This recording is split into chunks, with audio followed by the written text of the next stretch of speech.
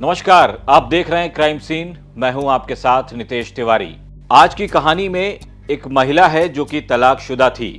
उसे एक आदमी से इश्क हो जाता है। महिला झुंझुनू के चिड़ावा जिले की रहने वाली थी और सीकर के एक आंगनबाड़ी केंद्र में उस महिला की पोस्टिंग थी। जिस आदमी से इस महिला को इश्क हुआ वो आदमी बाड़मेर जिले का रहने वाला था और एक सरकारी स्कूल में टीचर था। अब इस प्यार को प्यार कहें या फिर आकर्षण, क्योंकि इस कहानी का अंत जिस तरह से होता है वो बेहद खतरनाक है।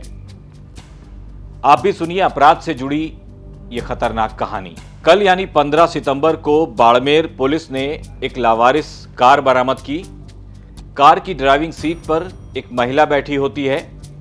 महिला के सिर से काफी खून निकल चुका था। पहली नजर में किसी को भी यही लगेगा कि कार का शायद एक्सीडेंट हुआ होगा और महिला की जान चली गई होगी।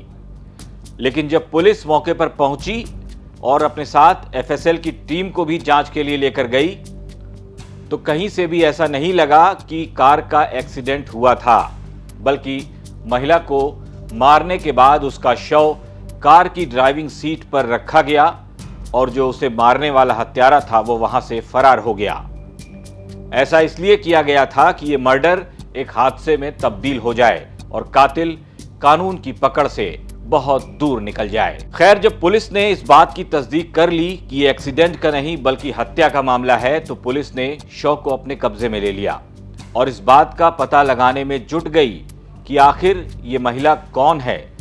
कार में मिले कुछ कागजात और कार की नंबर प्लेट से पुलिस को यह पता करने में ज्यादा देर नहीं लगी कि यह महिला कौन थी और बाड़मेर के डूंगर विद्यापीठ के पास इसकी कार कैसे पहुंची। पुलिस की जांच में पता चल गया कि यह महिला झुंझुनू के चिड़ावा कस्बे की रहने वाली थी और सीकर के ही एक आंगनबाड़ी केंद्र पर काम करती थी।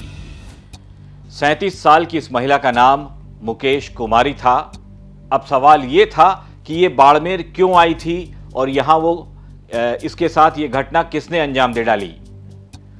पुलिस को अब महिला का नाम और पता, फोन नंबर सब कुछ पता चल चुका था, जिसके आधार पर पुलिस की जो जांच थी वो धीरे धीरे आगे बढ़ने लगी और सामने आया एक ऐसा हैरान करने वाला सच जिसे सुनकर पुलिस की भी आंखें खुली की खुली रह गईं। सूचना हमें मिली पुलिस 7:30 बजे। ये बलदेव नगर है, पुलिस थाना रिको का क्षेत्र आता है।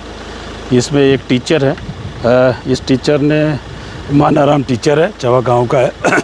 उसने एक अपने जो महिला मित्र है मुकेश कुमारी जो चिड़ावा झुंझुनू जिले की है उसकी हत्या कर दी। हमें तुरंत जैसे सूचना हमें मिलने पर एसएचओ एडिशनल एसपी शिव साहब में एफएसएल टीम भी आई, मौका मुआयना किया, डॉग भी लाए हैं। जो महिला को ये बता रहा है, जो प्रारंभिक पूछताछ में आई कि भाई अक्टूबर 2024 में जरिए फेसबुक जानकारी हुई और इसके बाद ये बुधवार को, ये जो बुधवार 10 तारीख को ये महिला वहाँ से आई और महिला कल उसके बता रहा मेरे गाँव गई तो इसने जो ये मानाराम जो टीचर है इसका पहले पत्नी से डायवर्स चल रहा, पत्नी नहीं रहती है तो इसने इसमें घर में बुला के और इसमें जो इसकी हत्या कर दी। एक जो गाड़ी जो उसी की जो लड़की की है उसी गाड़ी में उसकी बॉडी है। तो हम एफएसएल पूरा परीक्षण करके मौका मुआयना डॉग से कर रहे हैं और रिपोर्ट प्राप्त करके अग्रिम कार्रवाई की जाए। सर ये तरीके से अभी बता रहा पूरा अन्वेषण का पार्ट है, ये बता रहा प्रारंभिक चरण में जो राड है उससे किया ये बता रहा है। गाड़ी भी उस लड़की की है, वो कह रही जो झुंझुनू से लेके आई है उसी की अल्टो गाड़ी है। तो पूरा हर एंगल से अभी हम एफएसएल डॉग से पूरा मुआयना करें क्या है, पूरी कहानी करके ये जो भी होगी वास्तविकता जो ये अन्वेषण का पार्ट है वो कार्रवाई की जाए। युवती की क्या उम्र थी? उम्र लगभग ये बता रहा है 37-38 साल है युवती की उम्र। और जो टीचर है वो सरकारी टीचर है? ये सरकारी टीचर है, बिल्कुल सरकारी टीचर, जैसा में सरकारी टीचर। सर मर्डर के बाद युवती शव कहाँ मिला था?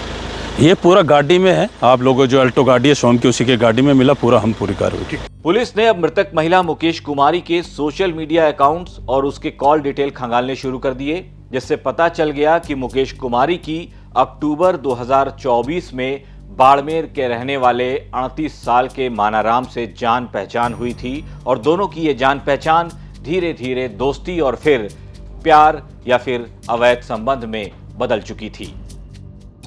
कभी मानाराम मुकेश कुमारी से मिलने जाया करता था तो कभी मुकेश कुमारी अपने प्रेमी मानाराम से मिलने के लिए बाड़मेर आ जाया करती थी।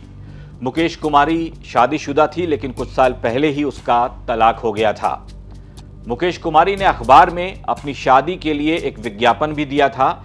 इसी वैवाहिक विज्ञापन को देखने के बाद मुकेश कुमारी और मानाराम की सोशल मीडिया पर बातचीत शुरू हुई। दोनों एक दूसरे के करीब आए। 10 सितंबर को मुकेश कुमारी अपने प्रेमी मानाराम से मिलने के लिए बाड़मेर आई थी। वो उसके घर पर ही रुकी हुई थी। मुकेश कुमारी अब मानाराम पर यह दबाव बना रही थी कि वो उससे शादी का जो उसने वादा किया था वो पूरा करे और अपने घर वालों से शादी के बारे में बात कर ले। लेकिन मानाराम मुकेश कुमारी की ये बात सुनकर चौंक गया। उसे ये बात अच्छी नहीं लगी, क्योंकि मानाराम मुकेश कुमारी के साथ इतना वक्त बिता चुका था कि अब उसका मन मुकेश कुमारी से भर चुका था।